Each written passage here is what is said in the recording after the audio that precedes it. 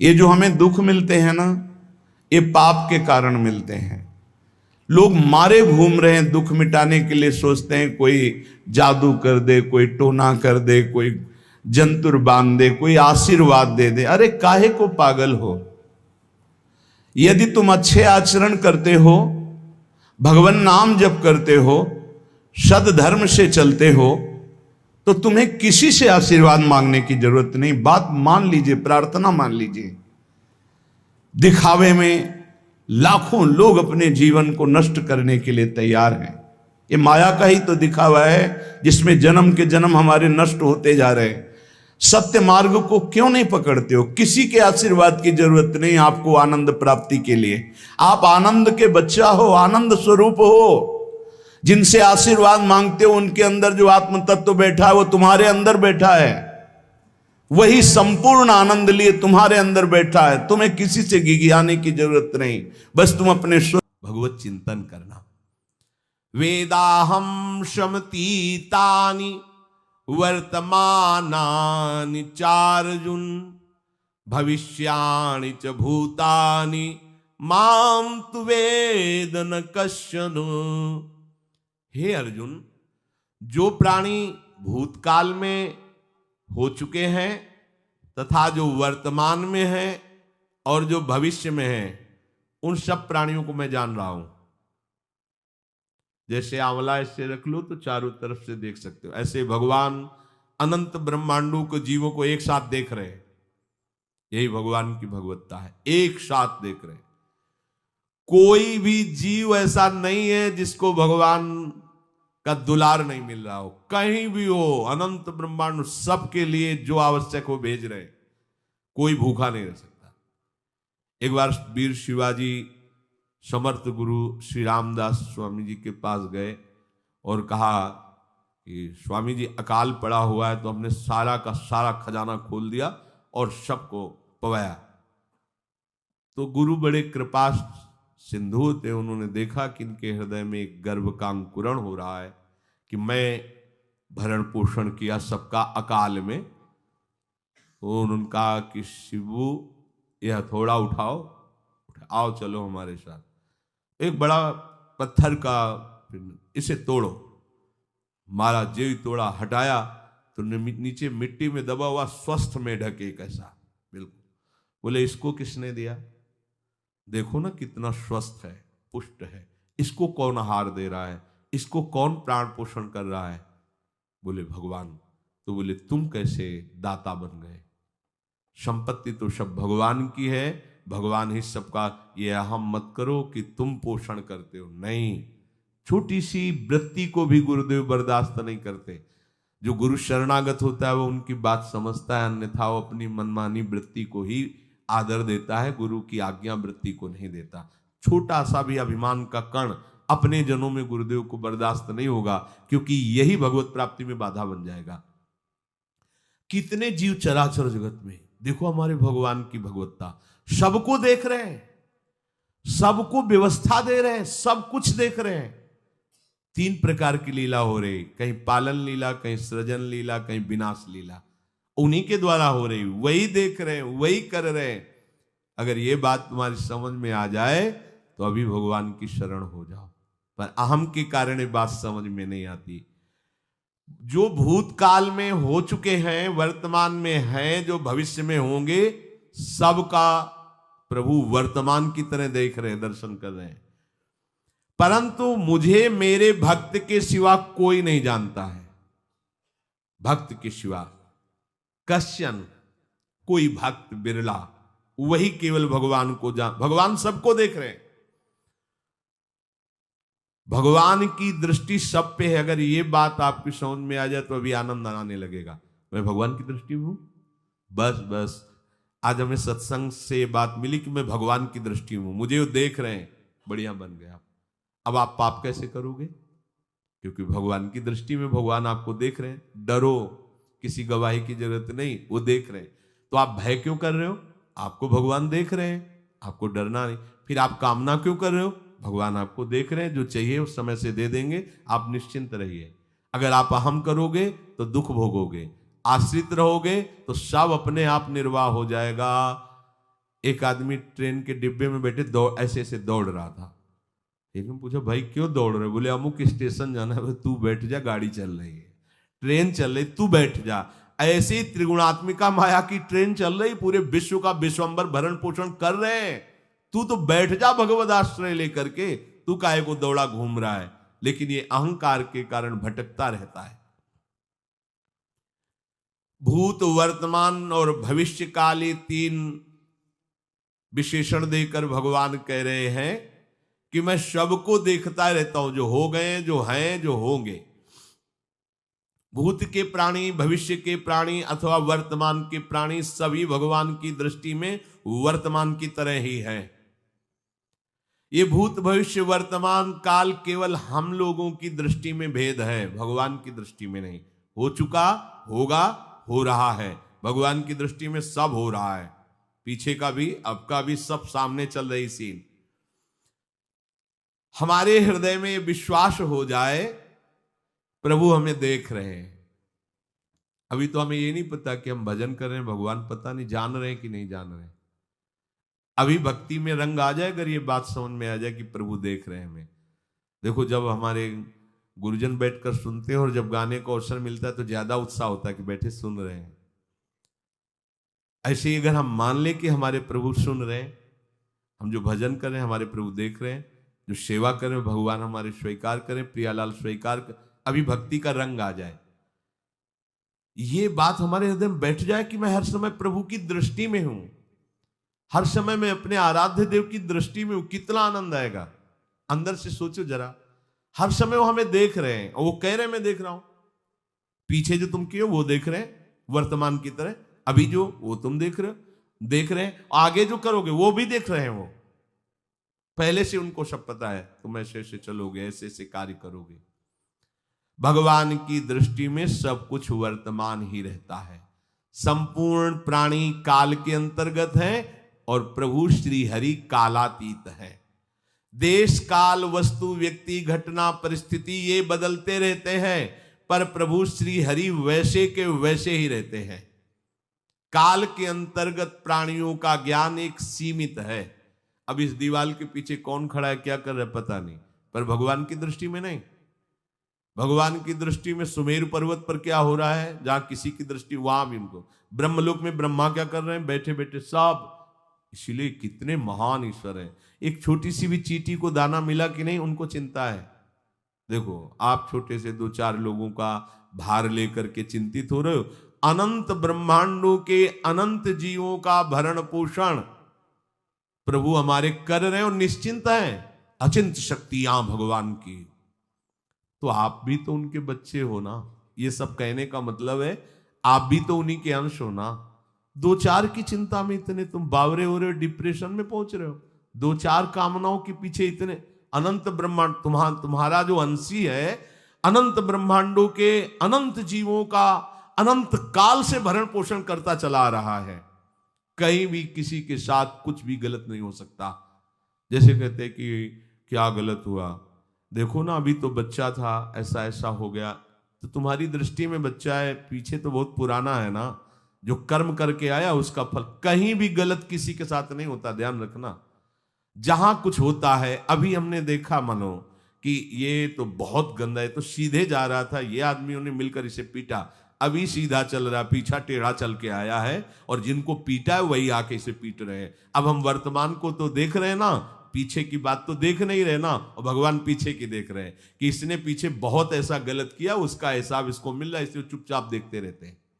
ध्यान रखना, इतना भी गलत नहीं हो सकता इस सृष्टि में। वो कैसे गलत नहीं हो रहा, अभी तो नवयुवक था, उसने कुछ ऐसा किया ही नहीं, अभी तो नई अवस्था थी, अभी तुम्हें दिखाई दे रहा है 15 वर्ष का है, लेकिन भगवान देख रहे हैं मेरा पुरातन अंश है, किस जन्म से क्या क्या करते चला आ रहा है। ये ज्ञान हो जाएगा तो किसी भी बात में आपको दुख नहीं पहुंचेगा, विक्षेप नहीं पहुंचेगा। नहीं, बड़े बड़े विक्षिप्त हो जाते। एक गौतमी नाम की महान तपस्विनी थी, महाभारत में कथा आती है, उसका एक ही पुत्र था और उसको सांप ने काट लिया। तो वहां की कुल भील उठा के लाए और कहा, देवी मां ये देखो सांप ने तुम्हारे बेटे को काट लिया। तो उनका इतनी सामर्थ्य सांप की कैसे हो गई कि मेरे बेटे को काट लिया और मेरे से भय नहीं माना। आकर्षण वृत्ति जीव ही की सांप सामने आ गया, तूने क्यों काटा, मैं तुम्हें भस्म कर दूंगी। तो आपने कहा पहले हमारी प्रार्थना सुन लो। मेरे सर पर मृत्यु ने आकर के अपना शासन जमा लिया और कटवा दिया, मेरा कोई दोष नहीं। मृत्यु का आकर्षण किया, महान तपस्विनी भगवान व्यास देव जी ने ये लीला कथा गाई है। मृत्यु का आकर्षण किया, साक्षात मृत्यु सामने आ गई, थर थर कांपने लगी। गौतमी जी ने कहा मैं अपने तपस्या के बल से तुम्हें भस्म कर दूंगी। हमारे ऐसे निष्पाप बालक को तुमने सांप के द्वारा प्रेरित करके कटवाया।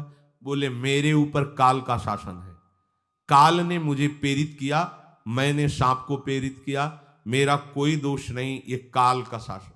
काल का आवाहन किया, काल उपस्थित हुआ। काल ने कहा कि मेरा इसमें कोई दोष नहीं, इस बालक के पूर्व जन्म के कर्म के द्वारा मैं प्रेरित हूं। इस बालक के कर्म से प्रेरित होकर मैंने मृत्यु को प्रेरणा की, मृत्यु ने सांप को प्रेरणा की और इसने डस लिया। अब आप बताओ किसका दोष है? शांत हो गई, क्योंकि इस बालक के ही तो कौन काहू के सुख दुख कर दाता, निजकृत कर्म भोग सुन भ्राता। कोई किसी के सुख दुख का हेतु नहीं है, अपने कर्म ही है जो हमको दुख सुख देते हैं। और ये भगवान देख रहे हैं। कोई जैसे आपको अभी मनुष्य शरीर मिला, स्वतंत्रता है, अब आप जो पापाचरण चाहो छूट है कर सकते हो, या जो पुण्य कर्म चाहो कर सकते, या भजन करना चाहो कर सकते हो। ये स्वतंत्रता केवल मनुष्य शरीर को दी गई है।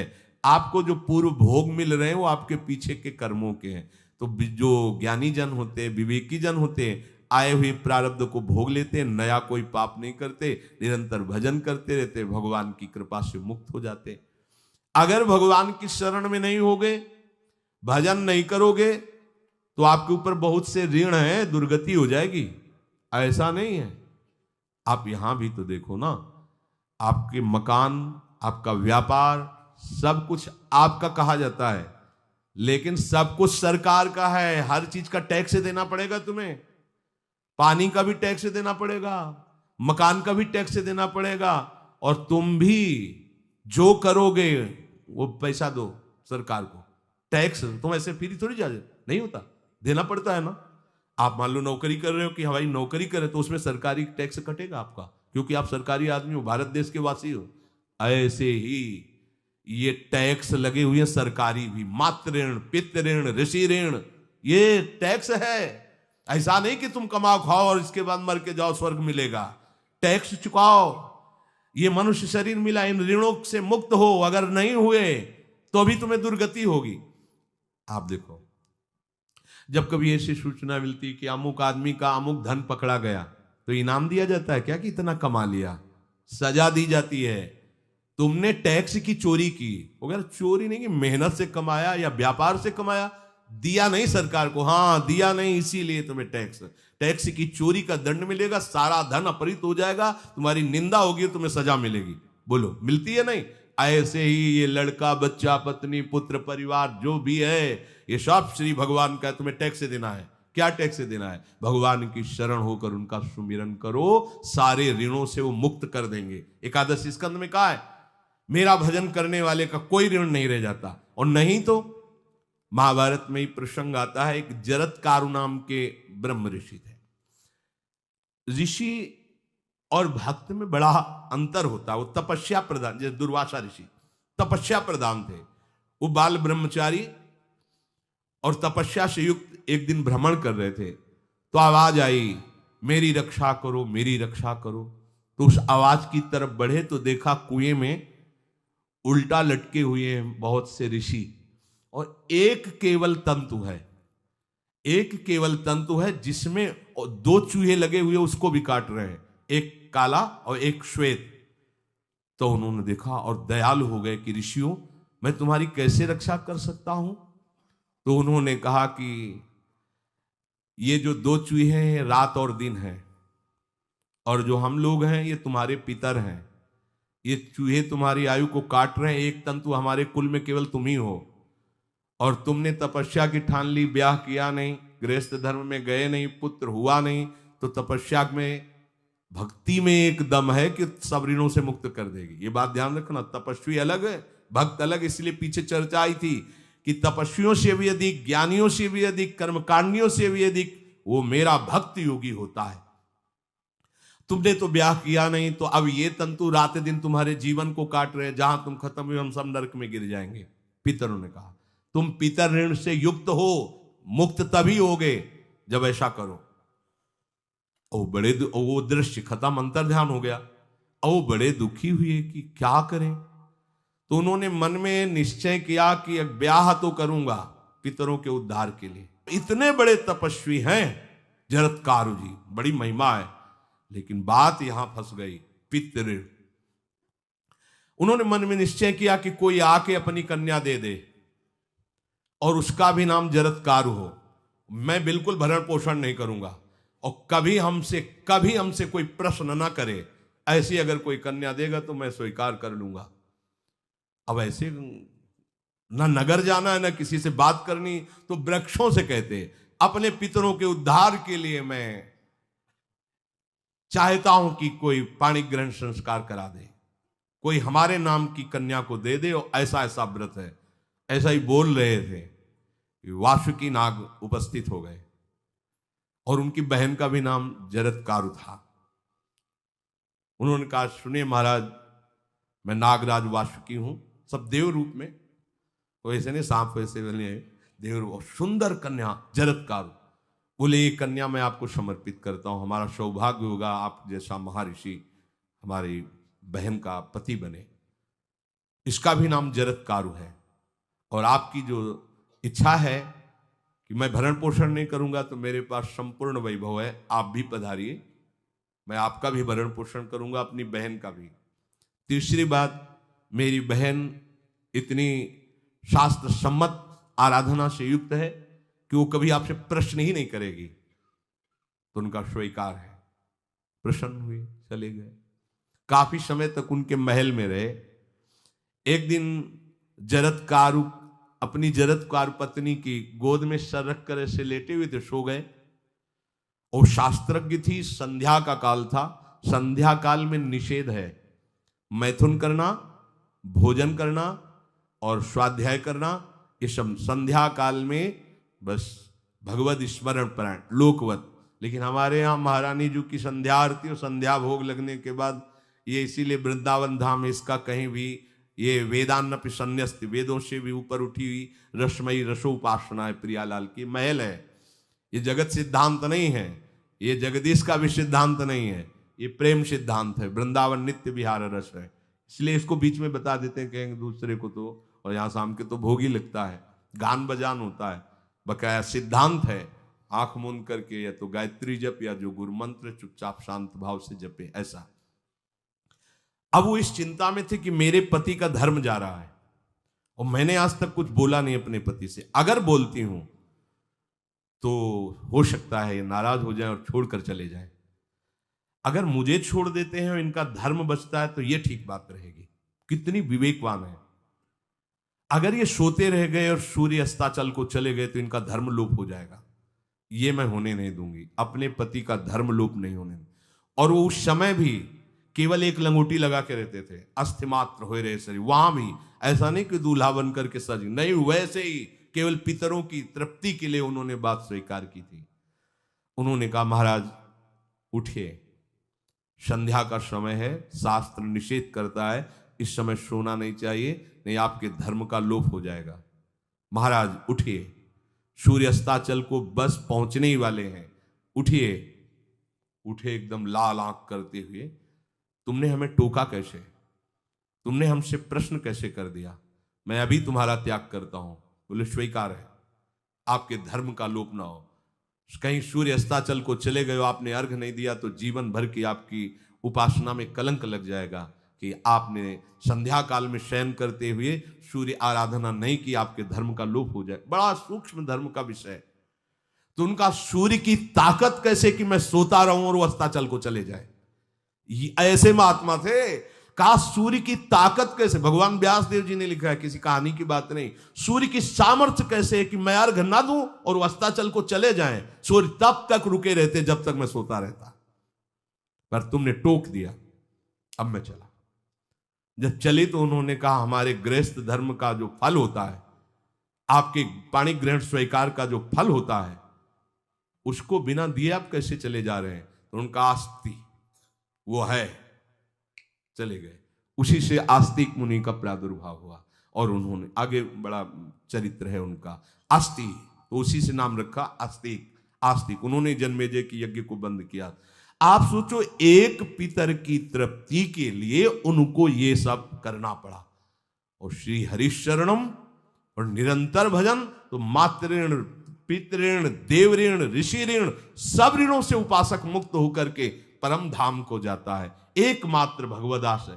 पर ये मूढ़ जन इस बात को नहीं जान पाते हैं। बिना कारण कृपा करने वाले प्रभु जीव को मनुष्य शरीर देते हैं। ये मनुष्य शरीर अंतिम शरीर है, अगर इसमें नहीं बना तो फिर चले जाओगे 84 लाख योनियों के चक्र में। इसी शरीर में अनंत जन्मों के संचित कर्म समुदाय का नाश करके भगवत प्राप्ति होती है या मोक्ष पद मिलता है। कौन सा प्राणी किस गति को जाएगा भगवान देखते हैं पर संकल्प नहीं करते, ध्यान रखना, क्योंकि आगे की भी देख रहे हैं, वो देख रहे हैं जो तुम कर रहे हो वैसे गति बनती चली जाएगी। भगवान संकल्प नहीं करते। भगवान तो एक बार संकल्प कर दिया, एको हम भविष्यमा, उसी में बहुत रूपों में प्रकट हो गए। अब तुम्हें संकल्प करना है कि इस जन्म में मुझे भगवत प्राप्ति करनी है। जो संत शास्त्र सदगुरुदेव कह रहे हैं ऐसा करो ऐसा ना करो, यदि आप इस भावना को स्वीकार करके आराधना करेंगे तो निश्चित निश्चित भगवत प्राप्ति इसी जन्म में हो जाएगी। प्रभु केवल तुम्हें निमित्त बनाना चाहते हैं, कल्याण तो वही करेंगे। जैसे अर्जुन से कह रहे हैं भीष्म आदि द्रोण आदि मेरे द्वारा मारे जा चुके हैं, तुम केवल निमित्त मात्र भव सव्यसाची। ऐसे ही अय उपासक तू केवल निमित्त बन जा, जो शास्त्र सदगुरुदेव आज्ञा करते हैं वैसे ही तू चल दे अपने मन को मार के, केवल तू निमित्त बन जा। कल्याण या भगवत प्राप्ति या मोक्ष वो तो भगवत कृपा से होगी। पूरी उद्धार की सामग्री तेरे अंदर जागृत कर देंगे प्रभु, केवल तू निमित्त बन जा, मेरी कृपा तेरी सारी बात बना देगी। विश्वास करो, इस बात पर विश्वास करो। भगवान कह रहे हैं तुम निमित्त बन जाओ, जो आदेश कर रहे हैं वैसा पालन करो, काम तो सब मेरी कृपा कर देगी। जो ऐसे मनुष्य शरीर ऐसी कृपा प्राप्त होने पर भी भगवत प्राप्ति नहीं कर पाता, तो मयानुकूलेन नभस्वतेरितम पुमान भवाब्धिम न तरेत सा आत्मा। ऐसी मेरी कृपा का सहारा मिलने पर यदि वो भगवत प्राप्ति नहीं कर पाता तो बोले आत्महा है, वो आत्महत्यारा है, वो दुर्गति को प्राप्त होता है। मनुष्य के लिए खास बात है कि प्रभु ने कृपा करके तुम्हें जो सामर्थ्य दी है, जो समझ दी है, जो सामग्री दी है, उसका दुरुपयोग मत करो। केवल भगवत प्राप्ति के लिए चलो, केवल भगवत प्राप्ति के लिए। ये सबकी समझ में नहीं आएगा, बिल्कुल बात समझ ले। केवल भगवत प्राप्ति के, ये जो कहते हैं कि और हमारे धर्म कर, ये सब फसाव है। आप गृहस्थ बने रहो, आप व्यापारी बने रहो, पर आप लक्ष्य रखो कि मुझे इस जन्म में भगवत प्राप्ति करनी है। आपका लक्ष्य दृढ़ होगा तो नाम जप चलता रहेगा, संसार का कोई विकार आपको परास्त नहीं करेगा। अगर आपने ऐसा अटल निश्चय कर लिया तो तुम्हें जो भगवत सामर्थ्य मिली उसका तुम दुरुपयोग नहीं करोगे। देख लो, अपने लोग बहुत बड़ी गलती करते हैं, जो आध्यात्मिक ऊर्जा शक्ति उसको विषयों में दुरुपयोग करके नष्ट कर रहे हैं। कहते हैं अब हमारा मन नहीं लगता, अब हमारा बड़ा शांति है, घबराहट है। क्यों शांति है, क्यों घबराहट है? जब तक तुम धर्म विरुद्ध नहीं करोगे तो अशांति नहीं हो सकती, भय नहीं लग सकता, विषाद नहीं हो सकता, क्लेश नहीं हो सकता। लिख लो ये बात। किसी को भी कभी भी भय महसूस हो रहा है, अशांति महसूस हो रही, घबराहट महसूस हो रही, आप भगवत प्रदत्त शक्ति का दुरुपयोग कर रहे हैं, समय का दुरुपयोग कर रहे हैं, सामग्री का दुरुपयोग कर रहे हैं, अर्थात कोई न कोई अधर्म आचरण कर रहे हैं। अब भी आपको उपाय बता देते हैं। यदि तुम्हारा मन जलन पैदा कर रहा है तो भगवान से हाथ जोड़कर कहो कि हे नाथ, मेरे से अब तक जो गलतियां हुई हैं उन्हें क्षमा कर दो। आगे मैं गलती नहीं करूंगा, आपके बल से, आपके बल से। ये भी ध्यान रखो, आपके बल से, अपने बल से नहीं, आपके बल से। हे नाथ ऐसा मुझे बल दो जिससे कभी मैं आपके और गुरुदेव के विपरीत न चलूं। अगर कोई हमसे गलती हो जाए तो मुझे तत्काल दंड दे देना, क्षमा मत करना। आगे ये बहुत बढ़िया बात है। अगर हमको क्षमा कर दिया जाएगा तो हमारे मन को उत्साह बढ़ जाएगा फिर गलती करने का। अगर दंड दे दिया जाए तो मन डर जाएगा। इसीलिए प्रार्थना में ये भी कहना चाहिए, पर हिम्मत नहीं पड़ेगी क्योंकि मन को बहुत दुलार करते हैं ना, कि प्रभु मेरे से जो गलती हुई उसे मुझे दंड दे दो, मैं क्षमा नहीं चाहता। क्योंकि हम देखते हैं जब हम क्षमा कर देते हैं तो उसका उत्साह बढ़ जाता है मन का और गलत करने का। प्रभु इसे क्षमा मत करो, इसे दंड दो। एक बार इसकी भरपूर बेइज्जती होनी चाहिए। जब इसको सब देखेंगे हाँ ये, तो अपने आप ही मन सही रास्ते में आ जाएगा। प्रभु आप क्षमा कर देते और बात गुप्त रहती है तो इसको बढ़ावा और मिल जाता है और पापाचरण कर, क्योंकि ये दुष्ट है ना। अगर साधु हो तो बचत हो जाए कि देखो प्रभु ने इस गलती को छुपा दिया और कोई जाना भी नहीं और क्षमा भी कर दिया, अब मैं आगे से बिल्कुल नहीं करूंगा। ये दुष्ट है ना, ये ऐसा नहीं करता। क्षमा हो गई तो उसको लगता है आगे भी क्षमा हो जाएगी, चुपचाप चलो मनोरंजन करते हैं। नहीं प्रभु मुझे दंड दीजिए, जैसे कुंती जी कहती है मुझे विपत्ति दीजिए। ऐसे उत्तम भक्त वही है। हे नाथ आज तक जो गलतियां हुई क्षमा कीजिए, आगे गलतियां नहीं होंगी, ये मैं आपके बल से कह रहा हूं। प्रभु यदि मेरे से चूक हो जाए तो आप क्षमा मत करना, मुझे दंड देना जिससे मेरा सुधार हो जाए, मैं आपके अनुकूल चलने लगूं। मनुष्य की असमर्थ दो तरह से होती है। एक असमर्थ कि वो कर ही नहीं सकता। जैसे किसी से कहा जाए कि तुम ये मकान उठा करके वहां रख दो, तो कर ही नहीं सकता। ऐसी सामर्थ्य जो आप में करने के लिए भगवान कभी आदेश ही नहीं देंगे, ध्यान रखना। एक बात ध्यान दीजिए, कोई भी ऐसी भगवद आज्ञा या गुरु आज्ञा नहीं होती जो आप नहीं कर सकते। आप जो कर सकते हैं वही आज्ञा होती है। दूसरी असमर्थ ये होती है कि करना चाहता हूं, समय भी है, पर पता नहीं कोई अंदर से करने नहीं देता। भजन करना चाहता हूं, ब्रह्मचर्य से रहना चाहता हूं, और अनुकूल कृपा भी है, सत्संग मिल रहा है, धाम वास सब, पर कोई हमारे ऊपर सवार हो जाता है और हमसे ऐसा करवा लेता है। यह है प्रमाद, यह है मूढ़ता। यह साधक को नष्ट कर देती है। दो प्रकार की असमर्थता की बात हुई। एक ये कि भाई हम असमर्थ हैं, कहा गया कि इस मकान को वहां उठा के रख दो, नहीं रख सकते, तो ऐसा आदेश ही भगवान और गुरुदेव का होता नहीं होगा। और अगर आदेश हो गया है तो आप उठा के देख लेना, आप उठा लोगे। अगर आपको यह ध्यान रहा कि गुरुदेव की आज्ञा है, हरि की आज्ञा है, हो जाएगा। हम कई बार आपको कहा है, अंगद को ऐसे मसल दें, ऐसे वीर थे रावण की सभा में, पर राम प्रताप सुमिरपन रोपा। इस सभा में कोई बड़ा वीर हो, मेरा पैर उठा दे, राम जी सीता जी हार जाएंगे, वापस चले जाएंगे। ये बात थर्रा देने वाली बात है। घबरा, आराध्य देव और माता जानकी दोनों को दांव में लगा दिया, उठा दे कोई पैर, पर उनको भरोसा था कि मैं राम के बल पे कह रहा हूं। राम बल आकर के विराजमान हो गया, कोई नहीं उठा पाया। आखिरी में रावण झुका, मेरे झुकने से, मेरे सामने झुकने से तेरी बात नहीं, तो जो बार बार जिनको मनुष्य कह रहा है उनके चरणों में जा, मैं उनका एक तुच्छ दास हूं। यदि आदेश हो जाए तो घूंसा से सबको मार करके तेरी पत्नियों को बंदी बनाकर और तुझे अभी राम जी के सामने डाल दूं। ये अंगद नहीं बोल रहे थे, ये राम प्रताप बोल रहा था।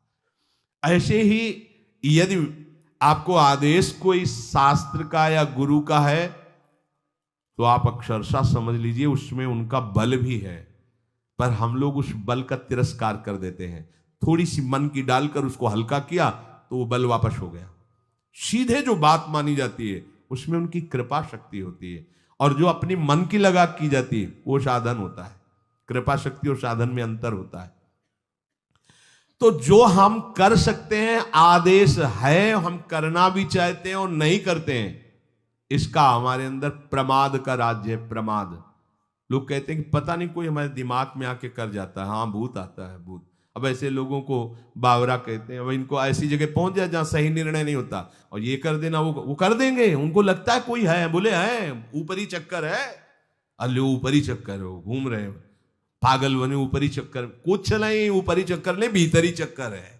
ये भीतर का तुम्हारा वासनात्मक प्रपंच ही तुम्हें नचा रहा है।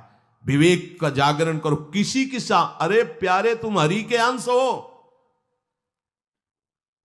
स्मशान में रात्रियां व्यतीत हुई, स्मशान में गंगा के किनारे भूतों के बीच में, कोई भी नहीं, कुछ नहीं। सीम की चाप सके को तासु बड़ रखवार रमापति जासु। अकेले, न युवक अवस्था, कोई साथ देने वाला नहीं, अंधेरा, कोई टार्च नहीं, कोई व्यवस्था नहीं। हर समय एक अपार आनंद, भगवदानंद। कोई भय छू सकता है? हर समय हरि की दृष्टि में आप रहते हैं। आप भी ये प्रमाद मत कीजिए। ये प्रमाद है और कुछ नहीं है जो आप आचरण विरुद्ध कर देते हैं। अब क्या होता है, वो समझ पाता नहीं, उसके पीछे कर्म परंपरा लग जाती है। फिर वो हार जाता है कि मेरे से भजन वजन नहीं होने वाला, संयम से नहीं चलने वाला। अब वो योनि पर योनि प्राप्त करता चला जाए, ये योनि यो योनि। भगवान के स्वभाव को समझो और उनके आश्रित हो जाओ। कोटि विप्र बदल आ गए जाहू, आए सरन तजो नहीं ताहू। जो नर होए चराचर द्रोही, आवे सभय सरन तक मोही। तज छल कपट मोह मद माना, करूं शब्द ते साधु समाना। एक बार जीवन को प्रभु के चरणों में अर्पित कर दो। बस प्रभु सब संभाल लेंगे अपने बल से। अपने बल से संभालने का तात्पर्य है आप उनकी आज्ञा पालन का प्रयत्न करो। प्रयत्न की सफलता प्रभु के द्वारा होती है। जब हम प्रयास करते हैं ना, तो प्रभु हमें आगे से आगे रास्ता देते चले जाते हैं। और ये जन्म भगवत प्राप्ति होनी ही चाहिए। अब इसके नीचे सौदा मत कर लेना। प्रभु से मिलने के सिवा और कहीं सौदा न कर लेना, क्योंकि आपके पास धन है। ठग लोग आएंगे आपको ठगने के लिए। ये भोग भोग लो, ये भोग भोग लो। कैसे बताएं? यदि तुम भगवद आश्रित हृदय से हो जाओ तो स्वप्न में भी तुम्हें डिगने नहीं देंगे। एक बार किसी उपासक ने अपना अनुभव बताया कि स्वप्न में उसके सामने कई भोग सामग्रियां से भरा हुआ मकान, सब व्यवस्था, वो एक बहुत सुंदर तरुणी। बस हमने आपको पसंद कर लिया। ये स्वप्न की बात, हमने आपको पसंद कर लिया। हम जिसकी खोज में थी वो आप हमें मिल गई। बस अब तो हमारे जीवन धन आप ही हो। वो सुनने लगा, मतलब उसको अच्छा लगने लगा ये बात सुनने में। इतने में ही एक देवी प्रकट हुई। इतना सुंदर रूप कि करुणा बरस रही थी उस रूप से। और स्पष्ट कहती, ये छल है, ये कपट है। झुकना मत, देखना मत, इसकी सुनना मत। यदि सुन लिया और इसके प्रलोभन में झुक गए और इसको देख लिया तो तुम चले जाओगे। तुम्हारा आंख खुल गई। बड़ा आनंद हुआ उस उपासक को कि स्वप्न में भी आश्रयदाता उसको डिगने नहीं देते। स्वप्न में भी, ये बात समझ लो, स्वप्न में भी भय आने नहीं। स्वप्न ही था, हो सकता था स्वीकृति उस उपासक के हृदय की हो जाती, लेकिन जगने पर हाहाकार मच जाता कि कैसे स्वीकृति हो गई। पर देखो, जिसका आश्रय लिए वो उससे सुंदर रूप लेकर खड़ा हो गया और समझा रहा है छल है, कपट है, झुकना मत, देखना मत। आप तो केवल आश्रित होके तो देखिए, जागते हुए, सोते हुए, स्वप्न में, ये तुम्हारी अवस्थाएं, प्रभु की नहीं है। वो तुम उन्हीं की गोद में जग रहे हो, उन्हीं की गोद में सो रहे हो, उन्हीं की गोद में शयन